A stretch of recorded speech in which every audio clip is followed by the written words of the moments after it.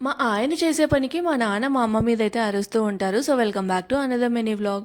పూణేలో బోండా దొరుకుతుంది కానీ, ఎగ్జాక్ట్‌గా మన హైదరాబాద్‌లో దొరికినంత టేస్ట్‌తో అయితే బోండా దొరకదు కదా! అందుకని చెప్పి హైదరాబాద్‌కి వచ్చిన వెంటనే బ్రేక్‌ఫాస్ట్ చేయడానికి బయటికైతే వెళ్ళిపోతామనమాట.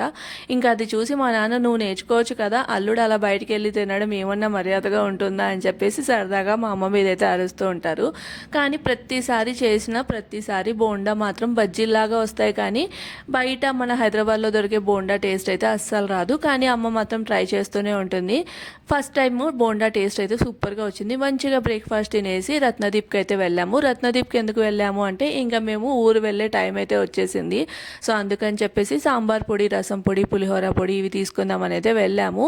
యాక్చువల్‌గా రత్నదీప్‌లో 777 సాంబార్ పొడి అనేది అయితే దొరుకుతుందనమాట. అది మాకు బాగా నచ్చుతుంది. అందుకని అది తీసుకోవడానికైతే వెళ్ళామన్నమాట.